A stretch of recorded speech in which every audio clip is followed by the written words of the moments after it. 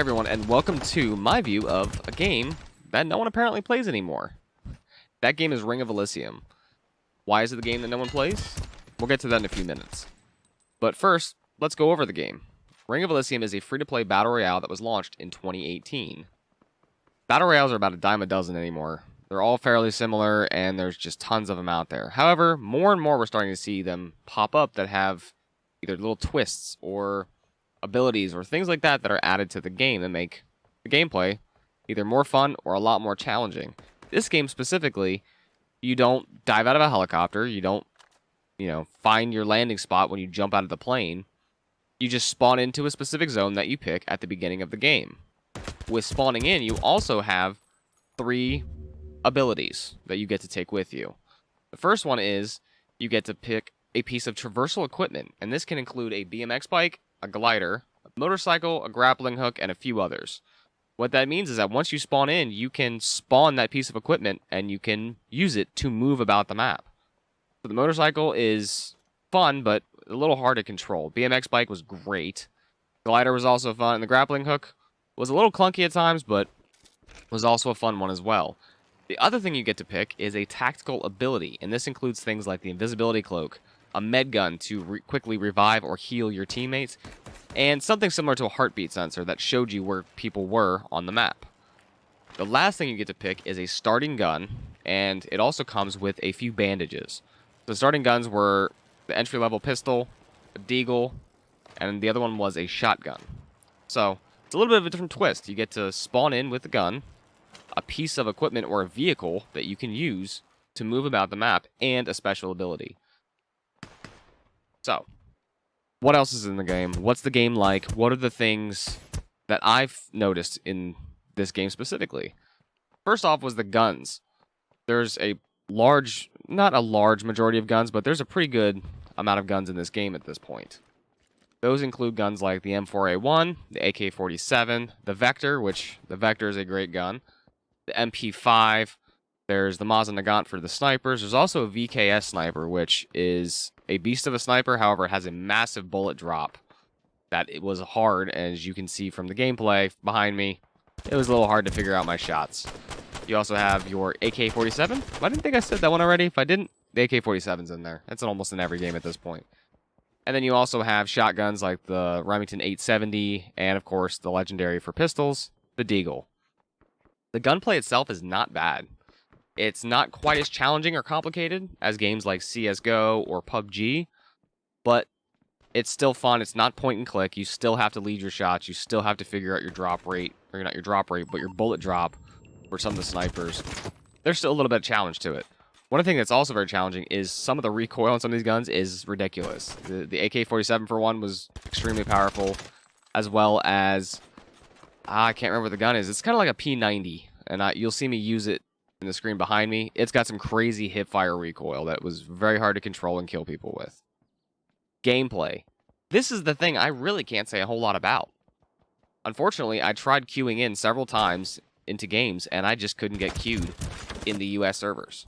First, I tried queuing in the third-person perspective in solos.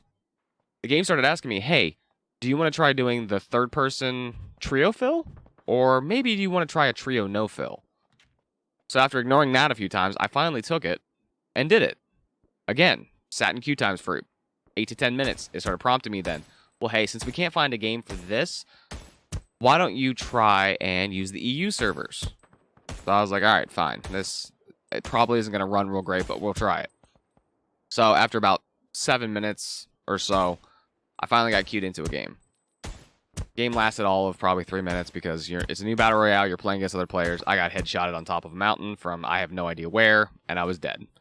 The downside to playing on the EU servers, like playing on EU servers for a lot of games, is latency. Ping times were 120 to 200 milliseconds. Didn't seem like it really caused a lot of server interference or rubber banding or lag, but you could still tell that the game noticeably ran a little sluggish from that perspective. The game also has a first-person perspective. I tried those queues as well, and they weren't great. The queue times were just as bad, and I never got into a game. It, again, prompted me to go to the EU servers and see if I would like that more. So most, if not all, of the gameplay you see behind me is from the training mode. And this is the one thing I wanted to point out, because sometimes for me especially, I don't always want to go into a game where I have to not so much work, I kind of just want to play an online game or a shooter or battle royale, but don't want to have to worry about dying constantly. I kind of just want to have fun. I can do that with games like Warzone. Like, I can jump in a game of Warzone and be fine with dying over and over and over again, because that's normally what happens to me. I am not a great first-person shooter. I do love those games, but I'm not good at them. I will cleanly admit that. However, this game was fun because the training mode of this game was fun, because you could just drop into a training bot game and you could have fun. You could mess around with all the guns. You could try out all the different abilities. It was fun. I enjoyed it. And honestly, I'll probably keep the game installed and hop into it from time to time just to mess around. But I'll also hop in from time to time to see if maybe, just maybe, a couple other people got on and tried the game. Overall, I do have to say this game was a blast. Like I said, from the AI training mode at least. The game is beautiful. The quality of the graphics is amazing. There was no lag, no glitchiness. It just ran smooth.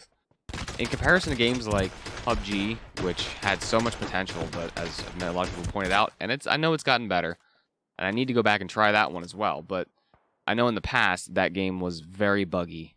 It was very laggy. The servers were not great, and even the overall graphics were not as great as other games that are available nowadays. I do have to say, in Ring of Elysium, though, the graphics were very good. The biggest thing for me that was amazing over other battle royales that have released in the last year or two that are free to play is the audio. The audio quality was amazing. The bullet shots, you could tell which direction they were coming from exactly, and roughly about the distance, or how far away they were from you. The other thing was footsteps. Footsteps, for me at least, in these types of games is a huge deal. Warzone has, had issues with it.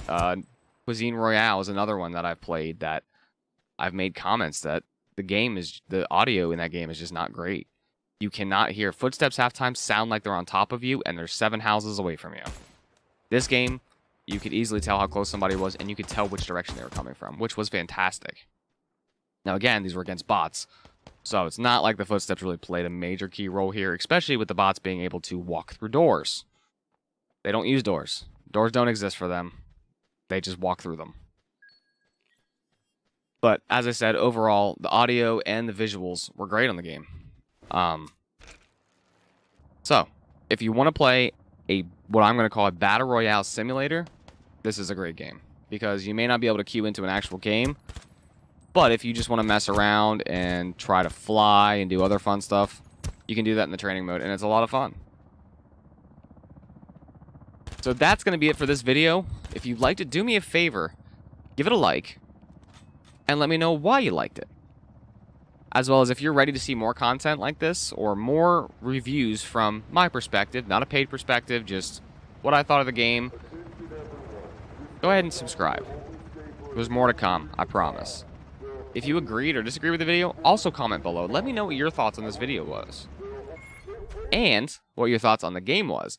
I'm really interested to see how many other people play this game and what their thoughts are as far as where the game's been and where the game's going. So, go ahead, drop those comments and let me know what you think. Thanks for watching, and we'll see you real soon.